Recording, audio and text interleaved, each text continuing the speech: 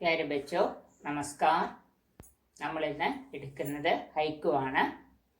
ഹൈക്കുവിന് മുമ്പ് 2 ലെസണും കൂടെ ഉണ്ട്. ഒന്നെന്ന് പറയുന്നത് സപ്നെ കാഫി ഹക് നഹി, അടുത്തത് മുർക്കി ഉർഫ ബുലാക്കി.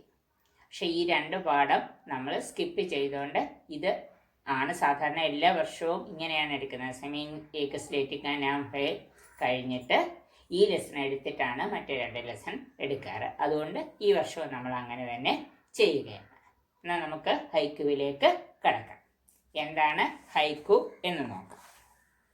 പേജ് നമ്പർ 79 लास्ट നോക്കേ. ഹൈക്കു മൂല രൂപ സെ ജാപ്പാനി കവിതാ രൂപ ഹെ. ഇത് ഒരു ജപ്പാൻ കവിതയുടെ രൂപമാണ്. ഹൈക്കു का जन्म जापानी संस्कृति की परंपरा, जापानी जनमानस और सौंदर्य चेतना में हुआ और वहाँ पला. അവിടെയാണ് ഈ ഹൈക്കു ജനിച്ചതും വളർന്നതും. आज ഹൈക്കു जापानी साहित्य की सीमाओं को लांघकर विश्व साहित्य की निधि बन चुका है. ഇന്ന് ഹൈക്കു എന്ന് പറയുന്ന കവിതാരൂപം ജപ്പാനെ കടന്ന് ലോക സാഹിത്യത്തിന്റെ ഭാഗമായി തീർന്നിരിക്കുന്നു. ഹൈക്കു കവിത 3 पंक्तियों में लिखी जाती है. 3 വരികളാണ് ഉള്ളത്. हिंदी हaiku में पहली पंक्ति में 5, दूसरी में 7 और तीसरी पंक्ति में 5 अक्षर के क्रम से कुल 17 अक्षर होते. ഹൈക്കു എന്താണെന്ന് മനസ്സിലായല്ലോ. അതൊരു ജാപ്പാനി കവിതാരൂപമാണ്. ജപ്പാനിലാണ് ഹൈക്കു എന്ന് പറയുന്ന കവിതാരൂപം ജനിച്ചതും വളർന്നതും. ഇന്നത് വിശ്വഭാഷയുടെ വിശ്വസാഹിത്യത്തിന്റെ ഭാഗമായി തീർന്നിരിക്കുന്നു. ഹിന്ദിയിലെ ഹൈക്കുവിന്റെ പ്രത്യേകതയും നമ്മൾ പറഞ്ഞു. ഇനി നമുക്ക് ഹൈക്കുവിലേക്ക് കടക്കാം. നഭ ഗുഞ്ചാത്തി नीड गिरे शिशु पे मंडराती माँ, प्रकृति के प्रकोपों के कारण कभी पेड़ों से नीड नीचे गिरते, परंतु नीचे गिरे बच्चों को छोड़कर उनकी माँ भाग नहीं जाती. माँ की ममता अतुलनीय है.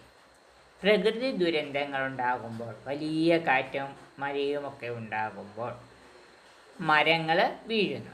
ആ മരങ്ങളോടൊപ്പം മരത്തിൽ കൂടുകൂട്ടിയിരുന്ന പക്ഷികൾ മുട്ടയിട്ട് അത് വിരിഞ്ഞ ചെറിയ പക്ഷിക്കുഞ്ഞുങ്ങൾ, ആ പക്ഷിക്കുഞ്ഞുങ്ങളും ആ മരത്തോടൊപ്പം താഴേക്ക് വീഴും. എന്നാൽ താഴെ വീണ് തൻ്റെ കുഞ്ഞുങ്ങൾ അവരങ്ങ് ചത്തുപോയിക്കോട്ടെ, അവരെക്കുറിച്ച് ഇനി അന്വേഷിക്കണ്ട എന്ന് വിചാരിച്ച് ആ പക്ഷി, തള്ളപ്പക്ഷി പറന്നു പോവുകയാണോ ചെയ്യുന്നത്? അല്ല, തള്ളപ്പക്ഷി ആ കുഞ്ഞുങ്ങളെ എങ്ങനെ രക്ഷിക്കാമെന്ന് വിചാരിച്ച് ആ കുഞ്ഞുങ്ങൾക്ക് ചുറ്റും വട്ടമിട്ട് പറന്ന് അതിനെ രക്ഷിക്കാൻ ശ്രമിക്കുന്നു. അമ്മയുടെ ആ മമത, സ്നേഹം എന്ന് പറയുന്നത് അതിന് തുല്യമായിട്ട് മറ്റൊന്നും ഭൂമിയിലില്ല. വായിച്ചാൽ നഭ, നഭ എന്താണ്? ആകാശം. ഗൂഞ്ചിന് ഇളക്കുക, ആടുക അല്ലേ? നീഡ് എന്താണ്? പക്ഷിക്കൂടാണ്. ഗിർന വീഴുക. അത്ര അറിയാമല്ലോ. ഇനി നമുക്ക് അടുത്ത ഹൈക്കു നോക്കാം. ഭാദോ സരസെ पर विरहिणी का सूखा आंगन. ഭാദോ, ഭാദ്രപദ മഹീന. ഭാദ്രപദ മഹീനയുടെ പ്രത്യേകത എന്താണ്? എങ്ങും പൂക്കളും സൗരഭ്യവും നിറഞ്ഞ മാസമാണ് ഭാദ്രപദ മഹീന. സരസേ ശോഭിത ഹുയേ, വിരഹിണി की जीवन गाथा, आहो और पीड़ाओं की है, पति के दूर होने से सुख भरे मौसमों में भी उनका मन हमेशा रूखा सूखा रहता है. विरहिणी जो पति से दूर होते हैं उन्हें क्या कहते हैं? विरहिणी कहते हैं. विरहिणी की जीवन गाथा सब सदा दुख से भरे होते हैं. ആഹോ और പീഡാവോ की है. വേദനകളും ദുഃഖങ്ങളും നിറഞ്ഞതാണ്. പതിക്കെ ദൂർ ഹോനെ സെ സുഖ ഭരേ ഭാദ്രപദ ജൈസെ മൗസമോ മേ ഭി.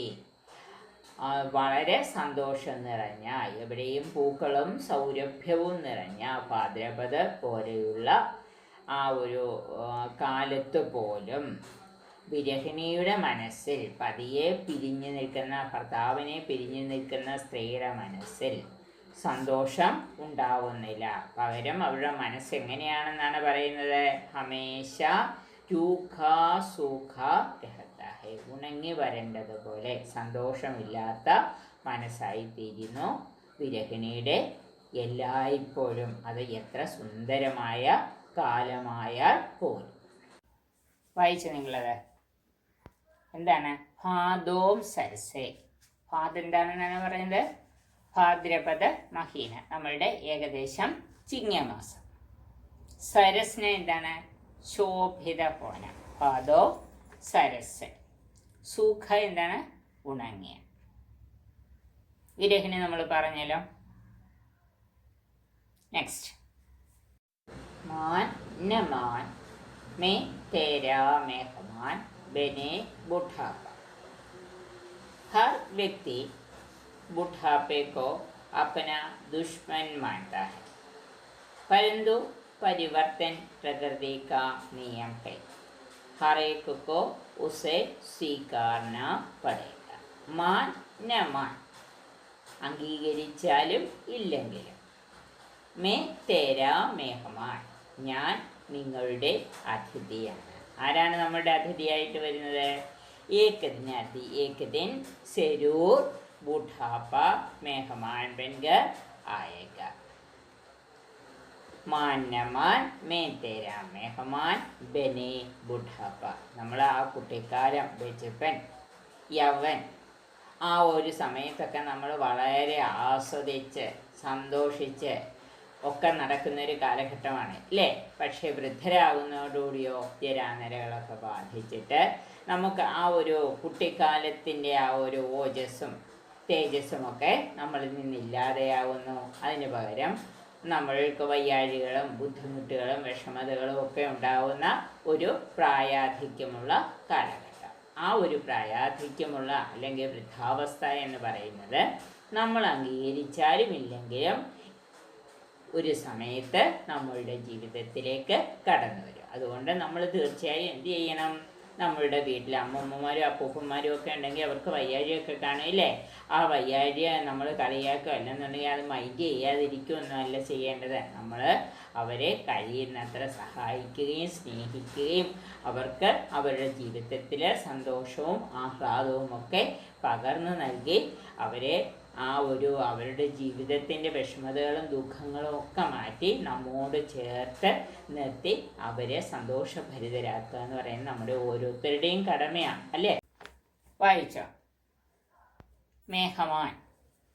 എന്താണ് മേഹമാൻ്റെ അർത്ഥം? അതിഥി. ബുഢാപ്പ എന്താ? വൃദ്ധാവസ്ഥ. ധന്യ ഹേ വർഷ ഖേതോ മേ കവിതായേ ബോത്തെ കിസാൻ. വർഷ ധന്യഹേ. വർഷ എന്താണ്? മഴ. മഴ ധന്യമാണ്. മഴയുള്ളത് കൊണ്ടാണ് നമുക്ക് ജലം ലഭിക്കുന്നത് അല്ലേ? ആ ജലം ലഭിക്കുന്നത് കൊണ്ടാണ് നമുക്ക് ഭൂമിയിൽ ജീവജാലങ്ങൾക്ക് അതുപോലെ സസ്യങ്ങൾക്ക് ജീവിക്കാൻ കഴിയുന്നത്. വർഷ ജീവൻ ദാതാ ഹൈ. तन तोड़ मेहनत करके खेतों में नए जीवन की कविताएं खिलाने या बोने वाले किसान के कारण वो धन्य हो जाते हैं. वर्षा धन्य है क्योंकि जब जल मिलते हैं इस जल के उपयोग करके किसान खेती करते हैं. तन तोड़ मेहनत करके वे खेतों में जीवन की पेड़ पौधों के नए जीवन की सुंदर सी कविता खिलाते हैं। इस प्रकार पेड़ पौधों के बीज बोने वाले, उनको बड़ा करने वाले, उन पर फूल और फल खिलाने के लिए काम करने वाले किसान के कारण ही वर्षा धन्य हो जाती है. മഴ എന്ന് പറയുന്നത് ജീവൻ നൽകുന്ന വസ്തുവാണ്. കാരണം നമുക്ക് ജീവിക്കാൻ ഏറ്റവും അത്യന്താപേക്ഷിതമായ വസ്തുക്കളിലൊന്നാണ് ജലം. ധന്യ എന്താണ്? സാർത്ഥകമാകുക. നമ്മൾ പറയത്തില്ലേ, ജീവിതം ധന്യമായി എന്ന് പറഞ്ഞാൽ ജീവിതം സാർത്ഥകമായി, ജീവിതം പ്രയോജനമുള്ളതായി തീർന്നു. ബോന എന്താ? വിതയ്ക്കുക. കിസാൻ അറിയാമല്ലോ, കൃഷിക്കാരൻ. അടുത്ത ഹൈക്കു. जब भी कोई फूल खिला बाग में तो याद आया, प्रेम कभी नहीं मुरझाता. प्रेमी प्रेमिका के दिल में हमेशा सुंदर सी यादें हरा रहती है. यदि प्रेमी प्रेमिका दूर दूर हो, फिर भी उनके दिल में, उनके आपस में बिताए पल उनके याद में हरा हरा रहता है. प्रेम दिल से कभी दूर नहीं होते. यदि व्यक्ति कितने कितने दूर हो, फिर भी उनके मन का प्रेम, मन का रिश्ता कभी दूर नहीं होते, कभी मुरझाते नहीं. ഖിൽന വിടരുക. ബാഗ് എന്താ? ബഗീച്ച, പൂന്തോട്ടം. ജിനെ ന ഹോത്ത ദർദ് കാ അഹസാസ് ആസു ഓസ് ഹെ. ജിനെ ദുഃഖ കാ അഹസാസ് നഹി, उन्हें सुख का एहसास भी नहीं. जिनके जीवन में कभी दुख न आया हो, उनके जीवन में सुख का भी कोई मूल्य नहीं. आंसू ओस के समान हमारे मन की वेदना को बहाकर मन को पवित्र बनाते हैं. वेदना मन को पवित्र बनाती है.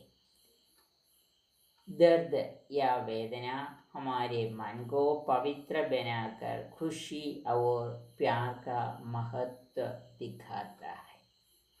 वेदना मन को पवित्र बनाती है. वेदना के कारण ही खुशी और प्यार का महत्व बनता है.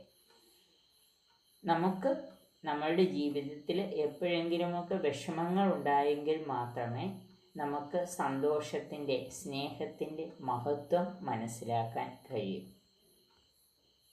इतना ही नहीं आंसू ओस के समान हमारे अंदर के दर्द को बहाकर दूर करते हैं. जो इस आंसू को पहचानते नहीं, उसके सामने आंसू का कोई मूल्य नहीं होता. अर्थात यदि हमारे जीवन में सदा सुख और प्यार ही होता है, तब हमें उस सुख या प्यार का महत्व नहीं दिखता. कभी कभी हमारे जीवन में सुख के साथ दुख भी होना है. यदि दुख आए तो तब ही हम सुख का एहसास कर सकते हैं. ദർദ് എന്താ? വേദന. അഹസാസ് ഫീലിംഗ്, ഫീൽ ചെയ്യുക നമുക്ക് അല്ലേ. ഓസ് എന്താണ്? ഹിമക്കാണ്. ആസു അറിയാമല്ലോ, കണ്ണുനീർ. ഇനി പാരിഭാഷിക് ശബ്ദാവലി നിങ്ങളെ ഞാൻ നേരത്തെ പഠിപ്പിച്ചായിരുന്നു അല്ലേ. അതേപോലെ ഈ ഹൈക്കു ഇത്തിരി നേരത്തെ പഠിപ്പിക്കുന്നതിൻ്റെ ഉദ്ദേശം എന്താണെന്ന് വെച്ചാൽ, ഈ ഹൈക്കു ഈ 6 എണ്ണത്തിൽ നിന്ന് ഒരെണ്ണം 4 മാർക്കിന് നിങ്ങൾക്ക് തീർച്ചയായിട്ടും ഭാവാർത്ഥം എഴുതാൻ വേണ്ടിയിട്ട് ചോദിക്കും. നിങ്ങൾക്ക് തന്നിരിക്കുന്ന ഈ ഹൈക്കുവിൻ്റെ ബാക്കിൽ തന്നെ ഇതിൻ്റെ ഭാവാർത്ഥം കിടപ്പുണ്ട്. അത് എല്ലാവരും എഴുതിയെടുക്കണം, അത് പഠിക്കണം. ഇനി നമുക്ക് ഹൈക്കു എഴുതിയത് ആരാണെന്ന് നോക്കാം. भगवत शरण अग्रवाल का जन्म 1930 को उत्तर प्रदेश के बरेली में हुआ। वे गुजरात विश्वविद्यालय के निदेशक थे। हिंदी काव्य जगत में हाइकू को एक अलग पहचान दिलाने में उनका काफ़ी योगदान रहा। अपनी साहित्य सेवा के लिए वे अनेक संस्थाओं द्वारा पुरस्कृत एवं सम्मानित है। इंद्रधनुष उनका प्रमुख हाइकू संग्रह है। भगवत शरण अग्रवाल, उनका जन्म कब और कहाँ हुआ? 1930 को उत्तर प्रदेश के बरेली में।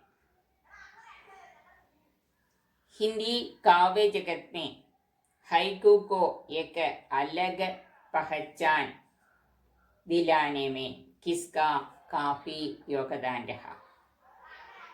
भगवत शरण अग्रवाल जी का। उनका प्रमुख हाइकू संग्रह का नाम इंद्रधनुष। ഇനി നമുക്ക് അനുവർത്തി കാര്യം നോക്കാം. പ്രത്യേക ഹൈക്കൂക്ക് ആസ്വാദൻ ടിപ്പണി തയ്യാർ കരെ. അത് നമ്മൾ നേരത്തെ പറഞ്ഞാണ് അല്ലേ. ടെക്സ്റ്റിന് ബാക്കി ഭാവാർത്ഥം കിടപ്പുണ്ട്. അത് ആസ്വാദൻ ടിപ്പണിയാക്കി എഴുതുമ്പോൾ നിങ്ങൾ എങ്ങനെ എഴുതും? ആദ്യം അത് എഴുതിയത് ആരാണെന്ന് എഴുതണം. അത് കഴിഞ്ഞിട്ട് അതിൻ്റെ ഭാവാർത്ഥം എഴുതണം. പിന്നെ അതിനൊരു കൺക്ലൂഷൻ കൊടുക്കാമെങ്കിൽ അതുകൂടി. അങ്ങനെയാണ് നമ്മൾ ആസ്വാദൻ ടിപ്പണി എഴുതുന്നത്. പിന്നെ ഹൈക്കു കവിതാവുങ്ക സങ്കലം. അത് നിങ്ങൾ വേറെ എവിടെന്നെങ്കിലും നെറ്റിൽ നിന്നെങ്ങാണം എടുത്തിട്ട് കുറച്ച് ഹൈക്കു കവിതകൾ ഒന്നിച്ച് ഒരു അസൈൻമെൻറ്റ് പോലെ ചെയ്യുക. ഇത്രയും പഠിക്കുക. നോട്ട്സ് എഴുതണം. നോട്ട്സ് എഴുതിയിട്ട് എനിക്ക് വാട്സപ്പ് ചെയ്യണം. ശരി, അടുത്ത ക്ലാസ്സിൽ കാണാം.